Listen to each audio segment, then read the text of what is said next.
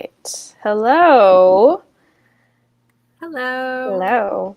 Welcome to anyone joining us live or at the replay. Welcome to our first show for the Anne of Green Gables read-along, discussing book one, of course, Anne of Green Gables. Oh, very nice. You brought your cover. I love it. Yeah. That's the I have hardcover this one. sticker that will not come off, so we'll just hold Oh. it like this, and you can see the beautiful cover. It's so pretty. Yeah, I have my cover here. Mine is super old and worn. I had to tape the spine not too long ago.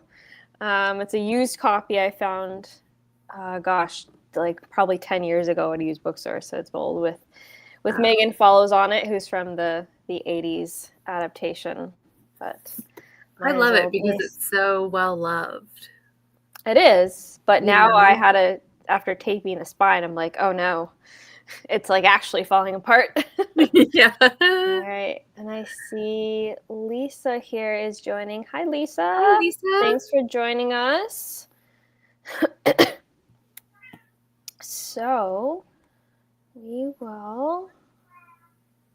Do you have a physical copy, Lisa? Oh, yes, good question. Yeah, tell us. Yes. Or we could link to it. I was going to say you could link to the copy you have so we could see the cover. Yeah, like if you haven't already, please show your covers in the Discord group. Yeah.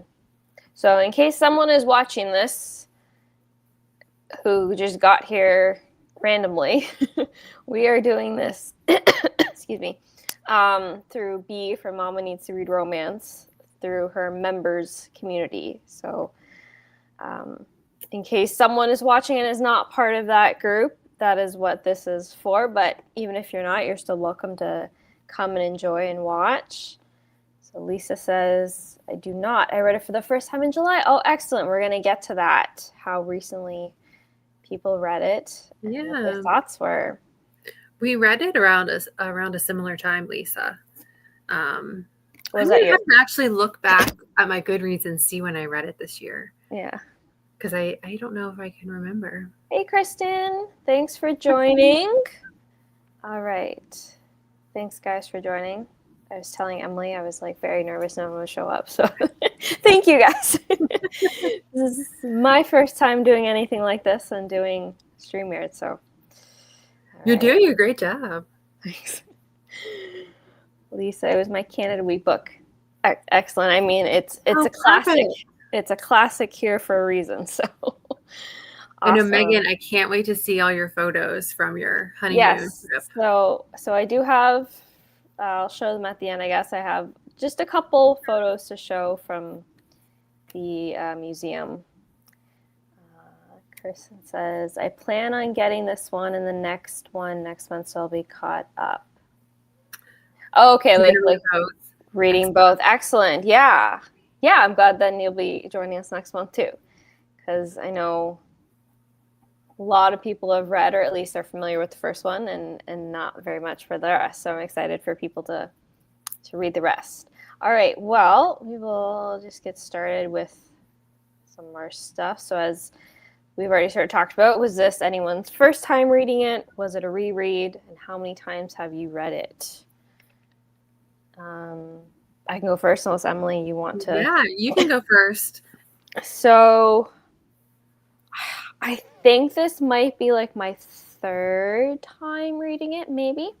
I read it in July for Canada as well. That was the only book I read in July, because as many of you know, July was a little busy for me. So this was all I got to. So I read it for October. I read it in July. And then, yeah, the first time I read it was when I first bought it. So that was over 10 years ago. I didn't read it as a kid. I read it as like a young adult, somewhere in like the university age, somewhere around there. But I definitely loved it. That's so fun that you read it. You didn't read it as a child, because because I just read it this year. Okay. One of my goals, I think it was last year, I decided to rediscover classics that I didn't read as a kid. Oh, And fun. Anne of Green Gables was high on the list. So last year I read Little Women. Nice. And this year it's Anne of Green Gables. So I think that I enjoyed Anne of Green Gables more. And I was surprised by that because I love Little Women, the movie, the 1994 adaptation. And I was thinking I would absolutely love the book. And I did like the book a lot. I gave it a 4. But I thought Anne of Green Gables, I just liked Anne's character better. I thought that she was more adventurous than the girls in Little Women. And I really liked her imagination. She kind of, I think out of all of the Little Women, maybe Amy is kind of the one that would be as similar to Anne as possible. But I just loved, Anne's story starts off so adventurous, she's like, this train just like plopped in this town. And I just loved it. She was so spunky. Yeah, Anne is definitely a memorable character. And I feel like that's partly why it's just like stood the test of time. Like everyone, she's such a unique character for sure. Yeah. So sorry. So when did you read it this year for the first time? I'm trying to find on Goodreads when I read it. That's why I keep looking down. I'm not looking at the preview. I have my phone here looking at Goodreads, trying to figure out it shows that I read it for the year, like towards the challenge. But I'm like, I can't find where. Oh, I think I need to go to my read books because that'll give you the dates. Yeah. Okay. I was looking in the wrong place. While you're looking for that, I saw Shannon join us. Hi, Shannon. Thanks for joining.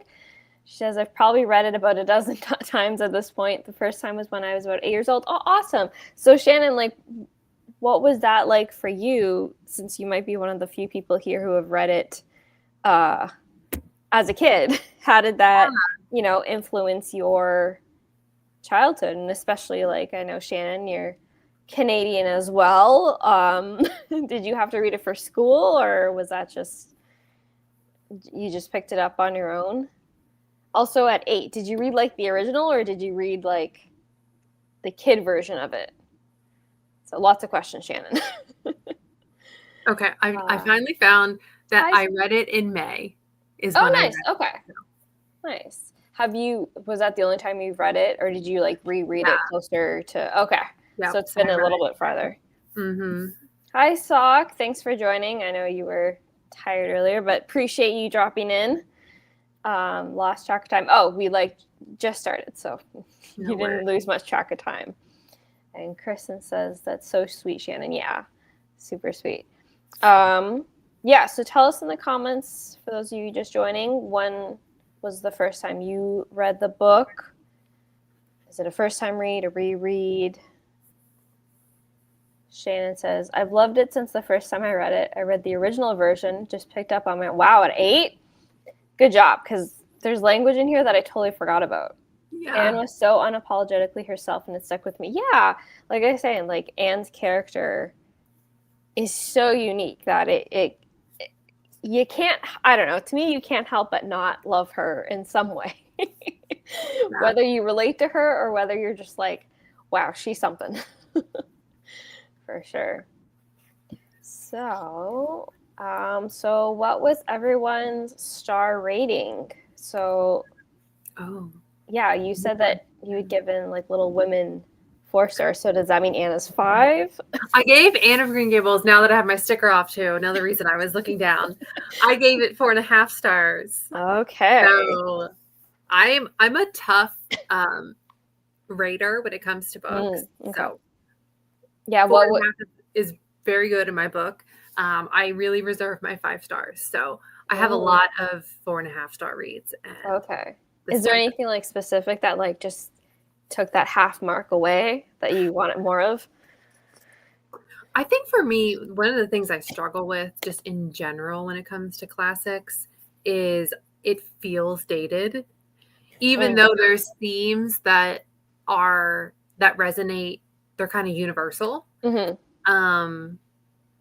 Just sometimes, just some of the language and just like how parental figures are treating children just in general. Like it's just so So different. just like the culture of that time. Yeah, the culture of the time, totally. Right. So that just detracts from the experience as a whole, just like in general when it comes to classics. So it's really hard for me to rate a classic a 5-star. But I don't like, I feel like if I could transport myself back in time to when this book was written and I would have read it, like I feel like I would have given it 5 stars. Right. So it's no fault of the book. It's more just like kind of like my reading preference. Yeah. And yeah, like there are definitely, like I said, like even though I just read it in July, like rereading it, like I had forgotten about just like how old the language was, the type, like it does take a little bit to get used to. And there are definitely like certain throwaway comments or different things that are like, oh, okay, like that's not great, but that's the time. Exactly. So you can understand that. Yeah. Totally. I gave it 5 stars, but I'm also like, I'm not as critical. I'm just like, 5 stars all around. Yeah, I think like for me, even when I first read it, like I think I'm able to separate and distance myself between like knowing that it's from this time period and being like, oh, like yes, like certain things here or there are not okay, but also like they were when it was written. So I don't really, that doesn't bother me too much if it's like I'm reading it through that lens. Yeah. Let's see, we got some comments. Here we go. So Sock says, I haven't read the book. I'm open to persuasion though. Well, I'm so glad you joined, Sock.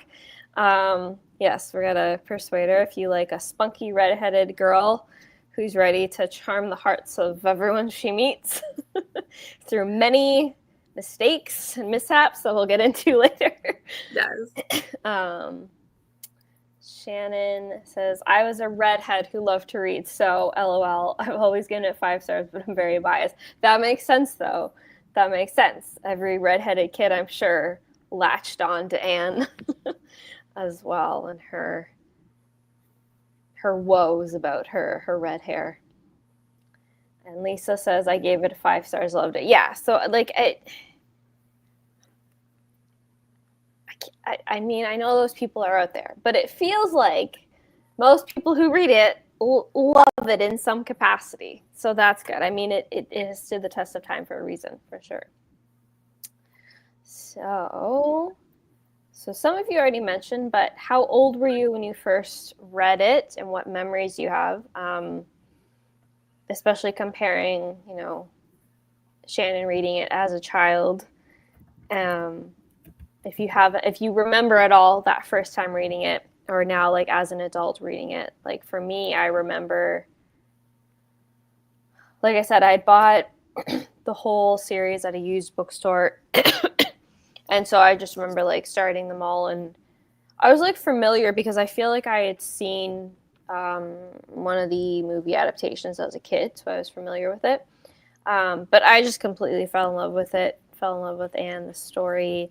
Just that, like, I don't know, that old-fashioned life, that charming, idyllic life, even though it was really hard, that sometimes you're just in that mood where you just want something cozy and simple and, you know, so I remember just, you know, binging through the whole series and, you know, Anne and Gilbert's love story, which we'll get to eventually. I'm so excited to read the whole series because one, I'm excited to see Anne and Gilbert together, you know, and how their story, how the arc have you not read the rest of them? No. Oh, okay. No. I've only read the first one, and I'm surprised more people haven't read the whole series. Like, I know, me too. Just in general, like I feel like the way that this book ends, I'm like, oh, I want to know what happens. It's not like a total cliffhanger, right? Like the story wraps up, but you do wonder, like, like you as she ages in this town, you know? Yeah. For sure. And I don't know if we've decided if we were going to do spoilers or not. I'm going to go with. I mean, I was going to do yes. I'm sorry, guys. Because, like, it's Readalong, so eventually we do have to talk about things that happen. But We can I say just have to spoilers. say, no one, I'm not going to spoil it right now, but I'm just going to tell you the ending, a shock to me to my core. Oh yeah, I guess so. I had no clue it was coming, and I was just like, It I'm does. sorry. It What did does I just feel read? very like sudden, and like I do feel like the ending could have had a bit more breathing room and wrap up because it is very abrupt for sure. Yeah, it is. So we'll probably get there, but Oh man. Lisa said, or sorry, Shannon. Shannon says, I love it, but I can also see some things in it that definitely aren't okay now. I cringe at a few places. Yeah. Like I said, like there's just certain comments or descriptions, especially when we get into like, Anne's past, the orphanage, how kids were treated. I mean, just horrible, horrible. But it was a reality, unfortunately. Um, Lisa says, I grew up on a dairy farm and was the youngest by 6 years, so I used my imagination a lot as a kid, so I highly relate to that aspect. Oh, Lisa, that's so sweet. We're going to get to that in a little bit later about the imagination. That's really sweet. yeah. Lisa, that was like one of my favorite aspects of Anne, was she was so imaginative. And I'm like so jealous of Shannon that she got to read it as a child, because I just think that I would have really resonated with that. Like as a young kid, I feel like Anne was such a dreamer. And I think that was almost, the book I think was written in like 1905. I was trying to look up when it was released in 1908. Yeah, mine says first published 1908. Okay. And I'm just thinking about like what little girls were like at that time. And I was just like, Anne feels like so revolutionary. Like, I just love her. Yeah, I guess so. Yeah, that's true. That's true. And Look at this comment. This problematic content. Do they use like slurs against Italians or something, or is it something else? It's I don't know. It's I don't remember like they do. Okay, so there is one point I remember that it's more like there's a comment about like they're very like I don't know if derisive is the right word. They use like a slur, but it's for like the French people, I think, when they're talking about Matthew and Rilla are talking about like hiring a boy to help Matthew out. But like he's like, oh, I could hire like so and so. She's like, I don't want no French boy. I wanted a homegrown island boy. So it was a little bit of that, but I think it's more just like really just the way like children were treated and orphans were treated. Like orphans are not taken in to have a family; they're taken in to do a job, basically, to be a servant to a family. We see in Anne's history and past, like Anne has worked for many families taking care of kids instead of being a kid herself. She's been that. So, the one time she gets the first opportunity she gets with Matthew and Rilla to possibly be loved and have a family is, it's something she's never had before. Chris says, go for it. Spoilers don't usually change my feelings towards them. All right. Good to know. I just hate when people trash or yell at you to not read the book. Yeah, no, like we're reading along. The discussion is like we're discussing the book. So to me, spoilers need to happen. Yeah. For sure. All right. So I wanted to start off just, the start of the book. Because when I had read this back in July, I had totally forgotten. The book starts off with Mrs. Lynde's perspective, Mrs. Rachel Lynde, also a unique character. Yeah. So how did people, especially if you've read it recently, if you remember, like, how did you like that introduction? Because if you're not ready for it and you don't know who Mrs. Lynde and all these people are yet, to me, it can be kind of off-putting. Like, I went in and I was like, oh, I forgot it started this way. Yeah. But, I know I'll love it, so I keep going. But yeah. When I first read it, and I read it on audio, so it was just like, I was confused for a second because I wasn't expecting her point of view. Yeah. Chapter. I mean, I wasn't expecting, not that I knew who she was, but I wasn't expecting someone outside of Anne or, you know, Marilla or Matthew to start the story. But I kind of liked it because it, in a way, sets the tone for, like, the village and, like, because, you know, she's like looking out the window and, you know, it just kind of, it gives you a insight into the dynamics of the neighbors and the town and everything. And kind of, to me, felt very like small town community. Yeah. Which I think is a big part of the so, book. Yeah. So once I got through it and was introduced to more characters, I was like, oh yeah, I can see how that made sense. But I was very confused at first. I was like, who is this person? Yeah, that's what I mean. Like I wonder if it was just like a way books were written back then. But like, yeah, I could see like a modern audience like going in and then being like, who is this? Like, or not really connecting them with the first chapter. Yeah, you usually don't read Miss Lynn's name like in a summary of the book. Yeah, like Rachel Lynn is a very prominent character, but she's definitely not the main character. So yeah, it's interesting. But yeah, we do definitely in that one chapter get to know Rachel very well as a character. We get to understand, you know, what the situation is going to be like and all of that. So, but yeah, I just thought it was interesting because, like I said, when I picked it up again this year after many years, I had completely forgotten that's how the story started. And I was like, oh, okay. Sock says, I see. I knew a guy not much older than me whose parents died, and he got passed from one older sibling to the next and essentially treated like a servant. Yeah, so that's unfortunately, you know, Anne's parents died when she was just barely born, and she got taken in by families to basically rear their children, which, you know, was really sad. Like even Matthew and Marilla they asked for a boy to help Matthew with the work. And, you know, they're like, oh, you know, we'll feed and clothe them, but they have a bed prepared in the kitchen. It's just like a little cot, and that's it. Like, it's not treated as a child who wants to be loved. They're treated like a servant. And some better than others, but Kristen, thumbs up. All right. Thanks, Kristen. So that can still happen, but not as often. Yeah. Yeah, I mean, even today, unfortunately, different things happen with kids as well.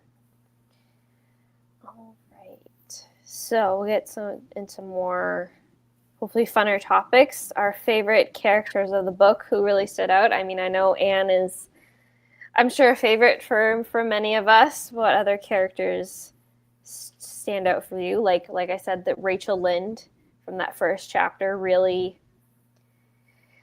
You really get to know Rachel throughout. You love her, you think she's mean, but I mean, I don't know. I like Rachel in her own special way. Yeah, in her own special way. My favorite character was Matthew.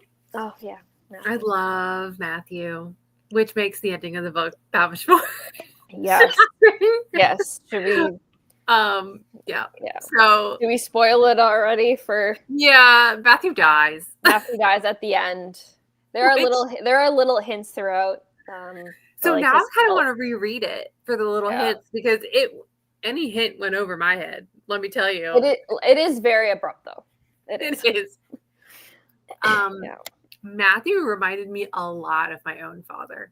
Oh. Like quiet, shy, but like had a soft spot for this girl. I mean, because my dad had 3 daughters. So yeah, I guess that's like my dad too, actually. He grew up with brothers and then had like 2 daughters. So then it was like, oh, yeah. Sorry, go on. So, I was just saying, so like he was almost like a comfort character in a way. Like, and I think because he was the kind of the softie between Matthew and Marilla, when it came to like I guess, raising Anne, or like kind Yeah. of rearing her up, you know, taking care of her and teaching her and things like that. That I loved that Matthew let Anne be herself. Yeah. You know, Marilla was a product of her time, and she was trying to make Anne, you know, this like prim and proper, like young lady, right? Yeah. Like, not of society, but like, you know, just what to expect of the world and Yeah. how to behave. And Matthew was just like, you know, one of my favorite chapters is like Matthew gets her puff sleeves. Yeah. She wants them, and I'm just like, She just wants to look and feel pretty like the other girls, and oh, I and know. it just shows his love for her. Of Yeah. like, yeah, so that he's my favorite character. Yeah, Matthew's definitely the awesome, like just definitely awesome, because yeah, he does really. Matthew is such a crucial part of Anne's growing up, because he needs to balance Marilla's tough love, strict, no nonsense thing, and you know, Marilla cares for her in her own way, and we see that a lot more towards the end, that, you know, Marilla Yeah. tells her, like, you know, I do love you and care about you. I've never been good at showing my emotions. But yeah, Matthew spoiling her was really what she needed as a kid. She never got that. Yeah, Yeah. exactly. And Shannon says, Matthew reminded me so much of my grandfather, so he's one of my favorites. Yeah, Matthew. He's quiet throughout the story, but he makes a big impact. Yeah. For sure. Shannon says, and Gilbert was my first book boyfriend. When I read it the second time at about 13 years old, lol. Yeah, oh gosh, Gilbert is just, he is amazing, and I'm so excited for like people to especially see like more of him in like the later books. And he is really awesome, but also like I just like reading the scene of when they first meet in the classroom, and he's just like a brat to her and pulling her hair and calling her carrots, and I'm just like, ooh, not your finest moment, Gilbert, as a kid, but like he does grow up to just be like this really awesome book boyfriend, as he said. He's just I can't wait. I've seen some like clips of like the movie and stuff on Instagram, and just as we're talking about Matthew, like it seems like Gilbert loves Anne as she is, and so I'm kind of hoping that Gilbert will take over that absence of Matthew that I foresee myself missing in the future books. Right. So I'm kind of like, yeah, come on in, Gilbert. Be a good book boyfriend. Yeah, their relationship is like the original slow burn. I feel like it is so slow, but just so worth it. I can't wait. I'm so excited. Yeah. And Shannon says Marilla had a tough exterior, but she had an inner softy inside. Yeah, and like we get to see moments of that where we see her inner dialogue of where like moments where she you know, she's like surprised when like Anne hugs her or like touches her in like a loving way, and she like loves it, but like she doesn't know what to do with it. Yeah. And so her like her, you know, her immediate reaction is to just be like brush it off and be like, okay, Anne, go do your work. Like, yeah. But yeah, I wonder like how I view Marilla is she's also a product of the time. Like I think about maybe how she was raised, and if she didn't get that love, you know, in the same way that Anne is so freely kind of giving it back to Matthew and Marilla. Yeah. That I feel like for me, if I was in that position, it would be really jarring. So like I never disliked Marilla. I was just like, oh, she's very like, you know, by the book, like here's what we're going to do. And it just made me realize like, oh, that's probably what it was like for some women during that time period. So yeah, that was just like an interesting. Yeah, and especially like Marilla was a spinster. She never got married. She stayed in the house she grew up in. She took care of her brother. You know, that was what was expected. That was her lot in life. So she didn't get married, basically. And yeah, like this is the thing is like, yeah, like Marilla is tough, but like, I don't know, you can't really hate her either. Like she's because she's trying to do right by Anne in the way she sees it. It's her duty to send her to school and make sure she knows her prayers and make sure she, even like Marilla says, like make sure she can have a career and go to school and learn and be able to support herself. That not every girl got. We saw Diana's parents didn't want to send her to school because their daughter was going to get married, and that was that. Right. So, right. So even like Marilla is trying her best. She's not good at the emotion side. Yeah. But yeah, let's see. Also, like one character, this is smaller, but one character who always stands out is Josie Pye, and just the side characters and the schoolmates. Like they're always, I don't know. I feel like they're very unique in their own right as well. Like the Pyes and the Sloanes, they really get on the town's nerves. Yes. All right. And so what was everyone's favorite scene? And I guess we can also, this might overlap with your favorite Anne adventure or mishap that she did, because there was a few. Yeah, like I don't know, I guess like favorite scene, but also Anne mishap at the same time is just when Anne almost drowns in the lake and Gilbert has to come save her.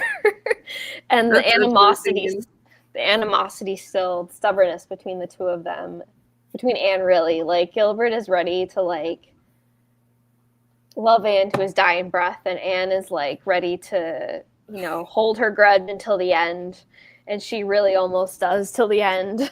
Yeah. But like, I don't know, I guess because for me, like I always picture the scene that's that scene in the movie with Megan Follows, like they just did it so well, where she's just drenched and she's just clinging to a pole waiting for someone to save her. So yeah, I'm very excited to see the movie. Yes, well, remind me to ask people about that at the end if everyone Okay. wants to do a movie watch together, for sure. Yeah, did you have a favorite scene or just Anne moment in general? I was going to say, like, and it's not just one scene because this happens several times throughout the book, but when Anne comes into the house and is just like regaling on about, her adventures that she's had to Marilla, and oh, Marilla, isn't it lovely? And isn't it wonderful? And I've renamed all of these things because I think that these names are better. And all of those scenes, because there's several of them, they were just so fun to read because I was like, oh, what is she going to talk about this time? But they were also, I could just picture them so well in my head, kind of like the dynamic between the two. Yeah. Like Marilla almost being shell-shocked of like, child, what are you doing? And then Anne just like in her own little like world, just like, I just flitting in and just like so happy and joyful. Yeah. So yeah, those stick out to me because they were just so fun and like pure in a way. Yeah. Yeah, I was thinking even like the beginning of the book when we first meet Anne. Yeah, I was gonna say that way too. There's like when she meets Matthew, she talks for an entire page. Like it's literally an entire page of just her going on and on and on. And it's like, oh my gosh, child, like there's just so much for her to say. And it's like, of course, like Matthew was like quiet and he's just like, that's okay, just keep going. I like it. Right. But yeah. She definitely, and also like one thing I always remember too is like her turning her hair green. Like just the poor kid. That was a memorable scene. Yeah. She's like, but he promised it would be black. She's like, who promised? The peddler. Oh no, Anne. Oh no. Because she's so trusting, right? Like, she's like, yeah, of course, it's gonna work out great. Like, I'm gonna get this thing that I want. Yeah, which quite frankly, given her past, is a miracle that she's so joyful and happy and like able Mhm. to trust people. Right. She's not jaded given, Yeah, like everything she's gone through. yeah. Let's see. Shannon says, I found Anne soften Marilla over time. It started at the very beginning when Marilla couldn't let her go to Mrs. Blewett. Yeah, you definitely see that softening right there when Marilla sees Mrs. Blewett and is like, oh, I can't let the poor child go to that woman. No, sir. She was protective in her own way. Yeah. Yeah.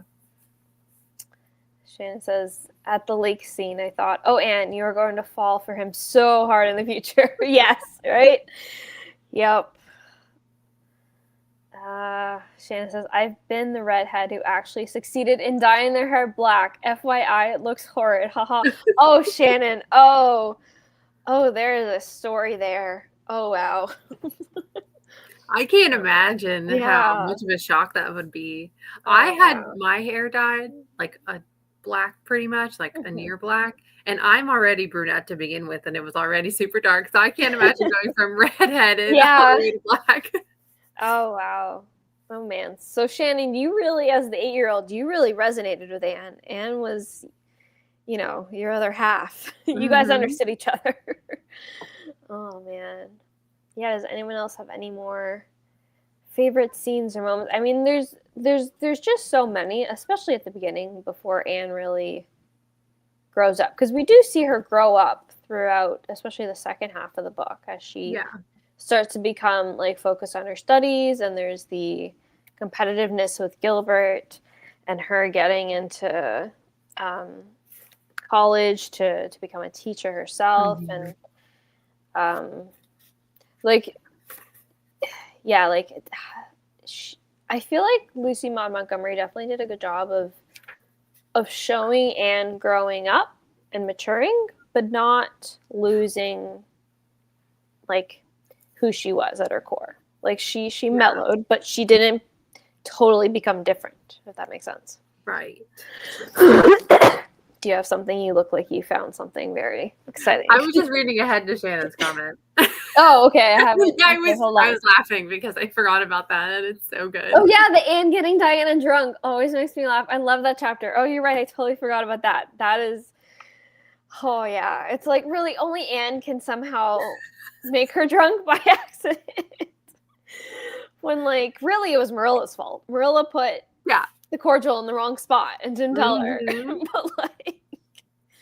But also like I love how Marilla after though is like, well, it was still Diana's fault. Who drinks 3 whole like cupfuls of something, no matter what it is? Right, right. But yeah, I was that's thinking about the letters that Anne wrote to Diana when, they couldn't be friends anymore. And I was going to say that, and I completely forgot that was the reason why. It was yeah, because she got her drunk, and yeah, that was so funny. I forgot about that. yeah. Oh, so many good moments. I'm trying to think if there's anything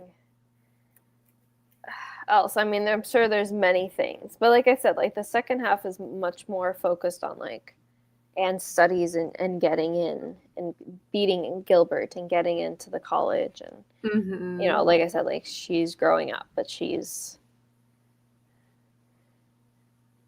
still Anne, but she's not like disaster Anne all the time anymore. Right. Yeah. She truly like matures. Yeah. Yeah. Yeah. I love that. All right. Any more comments? Okay. So we'll talk just about, I know this was one of Emily's favorite parts, that imagination plays a huge role in the story and in Anne's character. And so I just thought we would discuss any thoughts we had about her imagination and how it really, I mean, must, save her, and especially in the circumstances that she was in before Marilla and Matthew. Right. Yeah, I didn't even think about that. That's so true. Because I mean, we sorry, go ahead. No, I was just about to form my thoughts and see what I wanted to say about that. Because like Megan mentioned, like that is like one of the things that like really struck me about the whole story. And like, that's the one, like big character trait. When I think about Anne, I think about imagination. Yeah. And I'm actually curious, like I'm thinking through like, oh, the rest of the series, and like, you know, she goes to school, become a teacher, and like I wonder how and if this happens, but like can she foster that in her students in the future? Like I think that's like a really cool potential legacy that could happen. Yeah. But yeah, I kind of wonder too, like you were saying, you know, her imagination before she even got to Green Gables, like maybe it was almost like a survival thing, you know, maybe that was like a way for her to cope with her really, you know, she didn't have a family and she was, you know, kind of tossed around different places that like, does she say in the book, like, or maybe I'm projecting, but like her imagination is like the one thing that she'll always have kind of thing. I don't remember if she's ever actually said that, but it is very like implied throughout. You know, it's like like I'm reading ahead to Shannon's comment about her imagination is her escape. Oh, and Lisa says definitely a coping mechanism. Yes, okay, we are on the same page, everyone. Yay! She matures but never loses her joy and whims. Yeah, exactly, Shannon. Yeah. Lisa, I think it's definitely definitely a coping mechanism, especially I think when she creates the imaginary friends. Yeah. Sorry, my voice is going. The imaginary friends at the other places, like, you know, in the mirror, and because like she literally has no one to talk to. She's taking care of children herself. Shannon says absolutely, Lisa. Her imagination was her escape. Yeah, and then you see that imagination flourish when she meets Diana and she has a real friend and they have real places to, you know, to be. And even the lake scene when she almost drowns, like really it's her and her friends trying to act out like a scene from a play or something, like letting their imagination explore, and they create they create the writing club to help, because she says like, oh, I need to help these people with their stories. None of them have any imagination. Like they can't make a story at all. Right? So she's using that imagination in different ways with her real life friends now. And yeah, she gets older, it's like I don't want to say it's almost like she doesn't need it, but now she's focused on like a real life goal and dream. Instead of just living in her imagination, now she has this like real life, you know, dream for college and teaching that she can work on and focus on. But yeah, her imagination is definitely a highlight of who Anne is, for sure. It wouldn't be the same without her. Shannon says, the girl was looking after 3 sets of twins. No one could do that without an escape. Yeah, exactly. And she says, Mrs. Hammond, 3 sets of twins in a row was too much. Which, like, yeah, poor Mrs. Hammond had her own troubles with with the husband and everything. But yeah, that's definitely a lot. But we see that experience helps her save Diana's little sister eventually, right? She's the only one who knew what to do. Rilla says after, like, Marilla wouldn't have even known what to do. So, so it all works for a purpose. Yeah, that was one of my standout scenes as well in the book. Was that whole situation, because I feel like it really shows that like Anne has a lot of substance to her. You know, despite her. I think if you didn't know her and you just kind of saw her waltzing in and, you know, playing and acting, you would see she's almost like flighty, but she's not. Like she has a lot of substance behind her. And I keep thinking like how much fun, I don't know, the author, I know it's L.M. Montgomery. I don't know what it stands for. Lucy Maud. Lucy Maud. I just think about all the fun that Lucy Maud Montgomery had when she was like thinking up Anne's character. Yeah. And like, what about her imagination to even come up with I guess so. I just think that's so cool. Yeah, for sure. That's a good point. The imagination has to come somewhere from the author, so good point. All right. Lisa says, I wonder how imaginative kids are today with technology being such a source of entertainment. Yeah, I mean, has anyone really met anyone like Anne these days? You know, like, Unless it's a kid who's I don't know, like grown up really away from technology and been forced to cultivate that creativity and imagination. Shannon says she has a very active imagination, but she's dependable in a crisis too. Yeah, she really is. And we see Diana's mother comes around and really says, like, I'm so sorry. Oh, this is totally random, but I don't know why I just thought of it. But like, I was just also thinking of the character Diana's aunt, Mrs. Barry, and when they go into town and see, like Mrs. Barry really finds Anne amusing with her imagination and Yes. loves, the life she brings to her own life as well.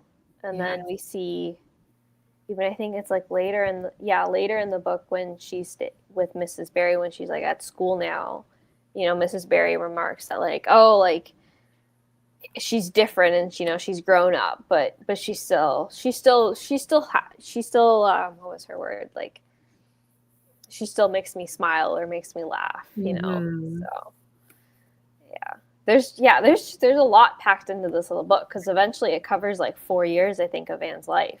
And I was kind of surprised too, like as a first time reader, I was surprised how long of a time the book spanned. But I think I really liked it. Now I don't know what's going to happen in the future books, like how the pacing is, but I think that like what I really like about the book is that if you never picked up the rest of the series, like I feel like, again, it didn't end on like a super cliffhanger. Like you could kind of wrap up if you wanted to, but me personally, I'm just like really excited to see what happens next. So like it is its own conclusion in a way, but there is also seeds of what Anne's future will be.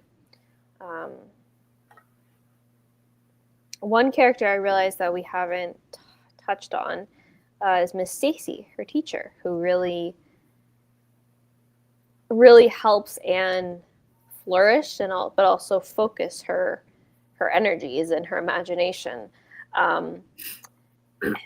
Now, because I had seen like the adaptation, I am pretty sure before I had read it, like in the movie adaptation, at least the 80s one, Miss Stacy is a much more like prominent character, where we don't really see her much in the book. Like she's referenced, but we don't really get to see a ton of like scenes with her.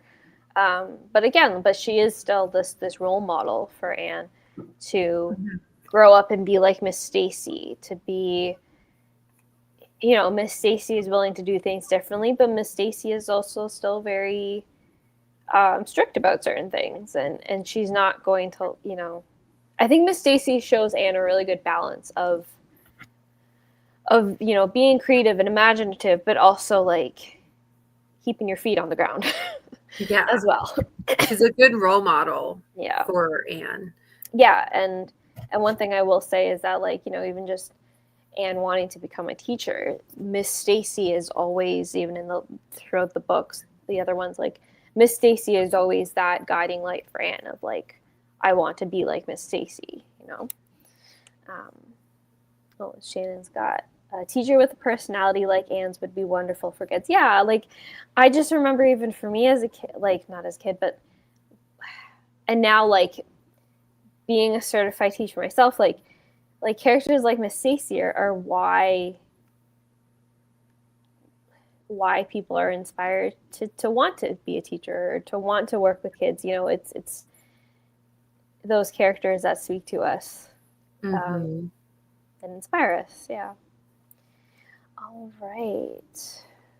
Well, since we've talked a lot about adaptations, let us know which one is your favorite. And I'm going to just quickly add this. Oh, I did it right.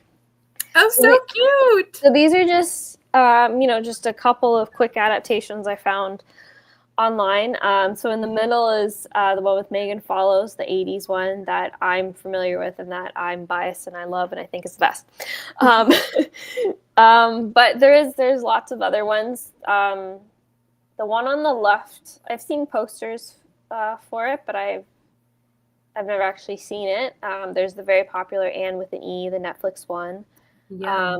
which I didn't see, but I heard it took on a more, I guess, darker tone of the books.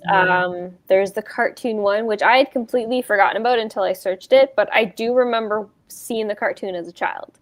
I do remember like watching different episodes or seeing it on. And then also there's an anime one. So surprisingly, Anne of Green Gables is very popular in Japan. That is so cool. Yeah. I would have no idea. No, I quickly found before just earlier today researching that it looks like it's because there was a missionary who like brought a copy over to Japan, and then like it got the translator who read it loved it, so it just got translated and like passed around.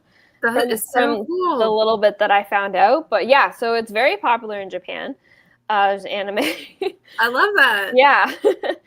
Yeah, so Emily, you were telling me before we started what you've never seen so well, yes, I've never seen any of the adaptations. I do have a friend on my Bookstagram who is obsessed with I guess it's Megan Follows. Yeah, that's usually the most beloved one, yeah. Yeah, the one from the 80s. Yeah. And she was like, don't watch any others before you watch that one. And I was like, okay, noted. Yeah. So I meant to watch it actually after I finished reading the book earlier this year, but I didn't. So now, I mean, I have to. Yes. Well, yeah, actually. Yeah, I own the DVD set of the 80s one because so it was produced by a Canadian company as well.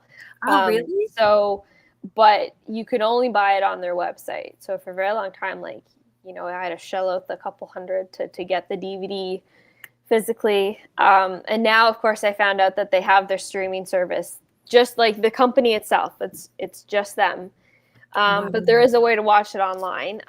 So what I was going to also ask people later on, if anyone was interested, we could maybe do it in November, I guess, of watching the 80s, the Megan Follows adaptation together through Discord. I mean, obviously I would like that just because I haven't seen it. I have to double check how long it actually is. Because I was looking at my DVD set earlier and it did look pretty long, but I haven't double checked the actual time. But I know like the second movie is split into like 2 DVD discs. So I'm like, oh, okay, we might need a part 1 and part 2, depending on. I was gonna say, is it just the first book that the movie is based on, or so the first movie is just the first book. There is a second. Well, technically, there's more movies, but after the second one, they're not as good because they go away from the book. But anyway, so Anne of Green Gables, the movie, that is just book 1, and then there's Anne the sequel. From what I remember, kind of combines books like 2 to 4, maybe. Okay. But it is still very good because it does follow the books. And then after that, they deviated from the book storyline. So, of course, it's like, it's not as good. It's still fine, but it's like, well, that's not what it was in the book. Right, exactly. Yeah. I looked up how long the movie is, and it says it's 3 hours and 15 minutes. Crazy. Okay. I was like, nowadays that would not happen. That's what I mean. I was like, I do remember it kind of being long. 3 hours and 15 minutes. So I'll have to put a poll in the Discord group. If people want to watch the movie, if we want to watch the whole thing, or if we want to do a part 1, part 2, I'd have to check the streaming thing if they even split it up. If there's like an actual point that it splits. I was going to ask, is there an intermission? I don't remember. Yeah, that's what we'll have to. Because when I did check, I had my DVD in the DVD player the other day because I was checking something. It did have part 1 and part 2 on the DVD menu. Okay. So I just don't know if on the streaming site, if they've just combined it or what. Yeah. But anyway. Oh, wait, since it was made in the 80s, I feel like they would have been broken into 2 VHSs. So I'm thinking that there was like probably like a linear, like a stop point. There would have to be. So anyway, so people can let me know what they would like to do about that. But I know there's comments to catch up on. So let's see. Lisa says, I've only watched Anne with an E, and I was shocked how much it deviated from the book. Yes, I haven't watched it, but that's what I've heard, that it deviates quite a bit. From what I've heard, it's like, you can let me know, Lisa, that I think it just tries to be like too much like modern issues. And it's like, well, that's not Anne. That's not. Yeah. You know what I mean? But anyway, that's just what I've heard. Shannon says the Megan follows one, hands down, no question. Yeah, it's always, that's the only one I would be willing to stream and watch. It's always that one. Because again, I think that one is so loyal to the book. I don't know if this is biased as a Canadian, but maybe it's just because the company is Canadian, Megan follows is Canadian. Like, it's just, I feel like it was just made with such love. It's as authentic of an adaptation as it can be. As it can be, yeah. Mm-hmm. It's Shannon says, "Oh, Japanese tourists love Green Gables. They come to Canada specifically to go there." Yeah, like when I went to the Anne of Green Gables Museum, like I don't remember seeing like a lot of like Japanese or Asian people, but like there was like a bunch of tour buses. Like it was a thing. I love that for sure. A destination. Yeah, Kristen says the one from the 80s was a sick day movie along with Pippi Longstocking. Yes. So do you know Pippi Longstocking? Mm-hmm. Okay, yeah. So I remember watching that as a kid, and I didn't even realize until I went to the Anne of Green Gables Museum that Pippi Longstocking is like an actual like inspired by Anne of Green Gables show. Because Pippi Longstocking makes total sense to me, right? I can totally see that. It's like I don't know. It was created in one of the Scandinavian country somewhere around there. I'm forgetting, but it is really. Like, yeah, I don't know the history of Pippi Longstocking. I've actually seen Pippi Longstocking the movie, but I haven't seen Anne of Green Gables. And what I knew like before going into reading Anne of Green Gables, I really was thinking like, oh, that's kind of like Pippi. Yeah. And I didn't even make the connection, like I said, until they had it like up on like the information boards and stuff, and I was like, oh, that makes total sense now. Mm-hmm. Total sense. Kristen says, I used to always fall asleep, so I'd love to try and watch it again. Yeah, hopefully watch the whole thing. But yeah, that is really long. I forgot. Lord of the Rings level. Yeah. So if everyone wants to do a movie night, we might need to do a part 1, part 2. Mm-hmm. Sock says Pippi was an agent of chaos. She was. That is true. But so is Anne. So, but like, I feel like Pippi like went after the chaos.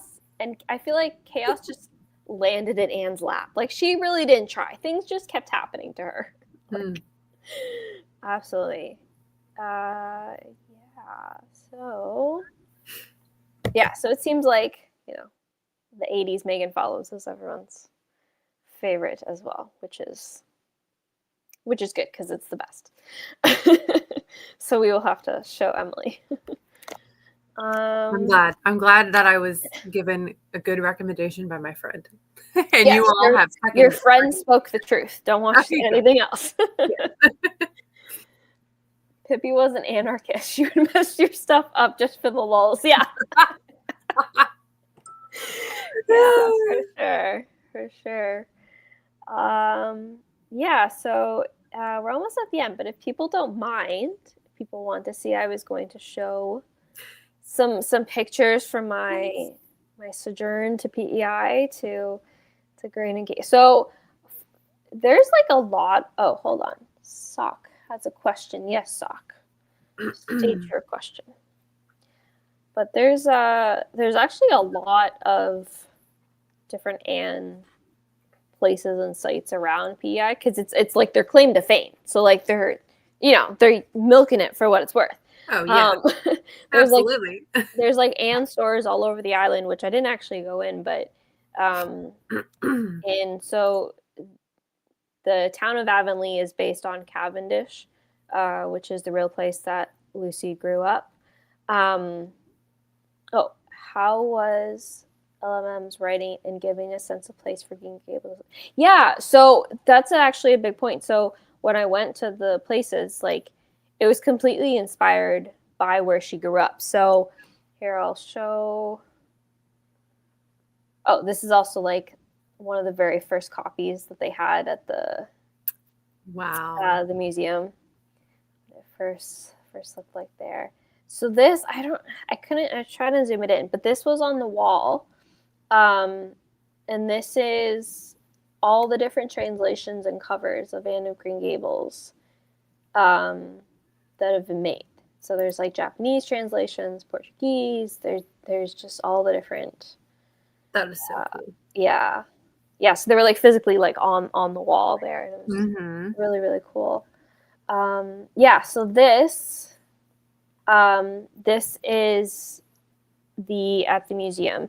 So this is the house basically that her, not where she grew up, because that place has been basically fell apart over the years, but this is the homestead where her cousins lived, so which was close by where she lived. So Lucy's writing was very much inspired by where she grew up, and a combination of her cousins that she stayed with a lot. So the whole area is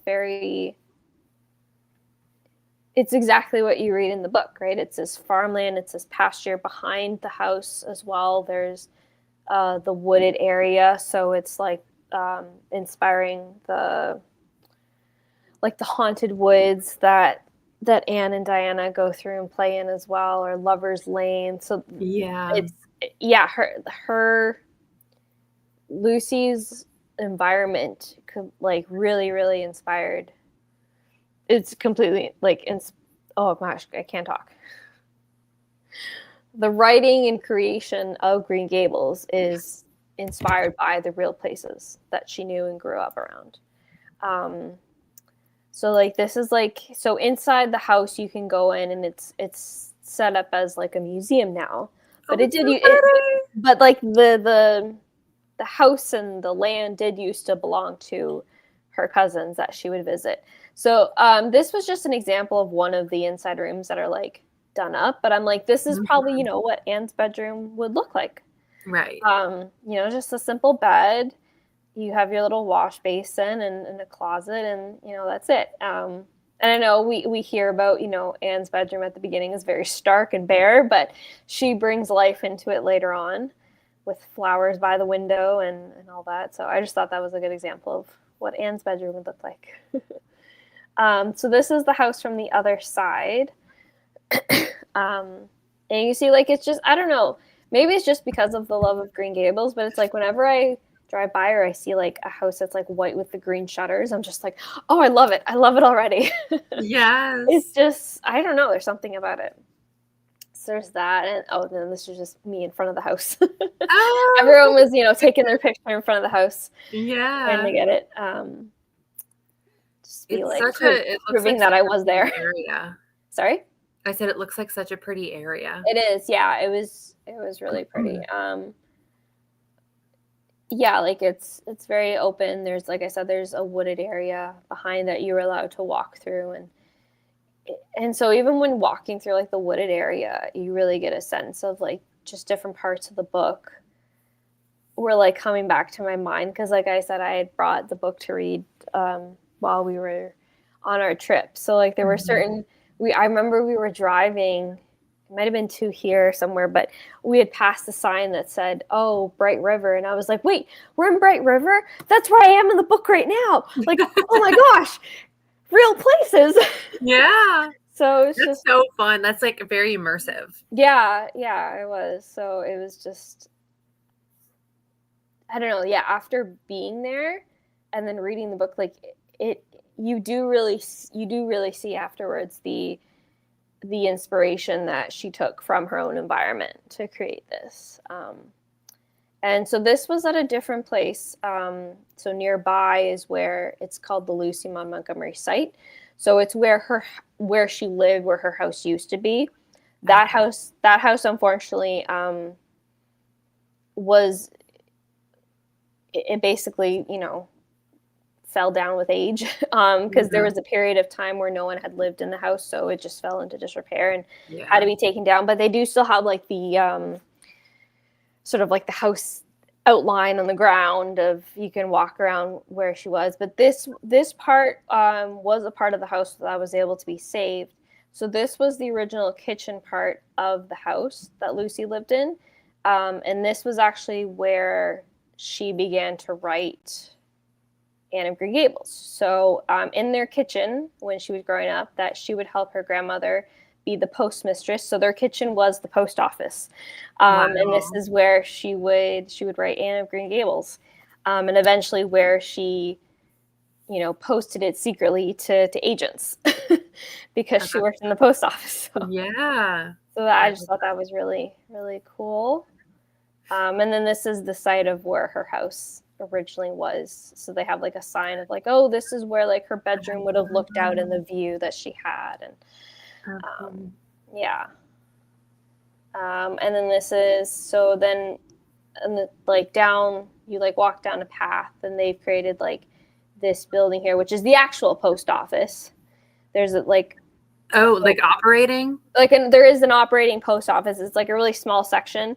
And then the other side is like another information museum type section. But it is just like a very like this. So this is like the recreation of sort of what her house would have looked like, essentially, because the original fell down. But yeah. I was going to ask if they had thought about doing that. Like, obviously keep the foundation of where it actually was intact, but like on the property somewhere, like build like a replica. Yeah. So yeah. And it's just funny that it's like it's like still a post office now. Yeah. They've like kept that history of it. And it's literally called like the Green Gables, like when it's like the postal location, it's Green Gables. It's like that's so fun. Yeah. I would like want to take a letter there and like have it mailed. Yeah. So I could say that on the letter. Yeah. So that's just a couple of pictures. So fun. Yeah. And Lisa says PEI is beautiful. Would love to go back someday. Yeah, like I said, like we had a great time and it was beautiful in October to go. It was picture perfect. It like we did go after the season, so there was actually a lot of stuff that was closed. So if you go, it'd be interesting to go like in the summer because nearby there's also they've created like the Avonlea Village. Which is completely made up, but they created like this like tourist area basically. And it's like, so it's the Avonlea Village, but it is just all like shops and stuff. Which would have been nice. We didn't go to, but from what I've heard, it's just like, a nice like little street of shops that you can go into. And but it was really, really cool. So I hope people enjoyed looking. Thank you for indulging me. Yeah. I feel like it helps like bring the story to life. Yeah. Especially it really about the adaptations, like very visual. So I like to see what it could be like. Yeah. Yeah. So that's what I have for that. And there we go. So I guess we will finish up here unless anyone has anything else. Just a reminder, if you haven't already, share your book covers in the Discord group there. I know a lot of you have already, and they've been beautiful, beautiful editions. But if you have more, let us know. I'm going to show this because I didn't show it. Ooh. I'll have to take a picture, but isn't it so cute on the inside? It's got Gilbert and then Anne and Diana. Yeah. I think it's so cute. That is so cute. Oh, one thing I forgot to show. This is what I got at the museum. Oh, it's so cute. Is it a sweatshirt? Yeah, and it's the comfiest one I've ever had. Which, thank goodness I bought it because the next day was so cold there. So I lived in this for the last few days because it got really cold. I was gonna ask what the weather was like. So it was beautiful, and then it rained, and then it got cold. And then it got really cold. That ocean wind is cold for sure. Sock says Avonlea Village is on Google Street View. Yes, you can go in and see what it would look like as well. Like I said, it's only open in the summer season, so we missed it. But yeah, there's a lot of advanced stuff. We didn't even get to everything. We got to the main things. but like there was also like her graves. She's buried. Lucy Maud Montgomery is buried there. Her gravestone that we didn't see. There's, like I said, like every major town across the island has an Anne store for memorabilia and lots of stuff. But yeah, if I ever go, I would spend a lot of money. So well, I have to budget for it. yes. So like the day we went to the museum, that's when I got my like souvenirs for people, and my book haul that I showed at Bee's live stream. I missed the live stream. I have to go back and watch it. So yeah, so I bought at the Lucy site where she lived. There's like a tiny little bookstore of just like all the Lucy books. And so I got 8. But yeah, I definitely want to. So I want to read, because I haven't read, other than the Anne of Green Gables series, I haven't read her other works, but I hear that they're just as good. So yeah, so that's what I want to try. But yeah, that was the day that I was like, that was my like spending day for our honeymoon week. It was like, okay, I'm not buying stuff now anywhere else. All I wanted. That's okay. Here. Yeah, this was my limit for sure. Yeah, unless anyone has any more comments or anything. Next month we will be looking at book 2, Anne of Avonlea. This is my cover. It will be on Emily's channel, right? Emily will be hosting. The date and time will be determined later. I don't know if we want to keep like the end of the month going there. I know December is probably going to be tricky with holidays and stuff. Oh, and I guess end of November is Thanksgiving for you guys too, so that might be tricky. Yeah. So I don't know. We'll figure out. The librarians will convene. Yeah. And figure out when. Yeah, we'll post in the Discord. And let you know. But the next book will be Anne of Avonlea, and I'll be hosting on my channel, like Megan said, and then we'll tell you exactly the date and time. So yeah, we won't make you watch us try and figure that out right now. When are you free? The behind the scenes magic. Yeah. But yeah, so for those of you who haven't read Anne of Avonlea, we will see. Yeah, so we will. Excited. We will see Anne teaching at the Avonlea school where we left off at the end. Gilbert gave up the school for her so she could stay with Rilla. So we will see teacher Anne and see what that is like. She tries to inspire students. I can't wait. Yeah. All right. Shane says this was fun. Thanks, lady. Thank you guys so much for joining. You guys, your participation greatly helps. So thank you.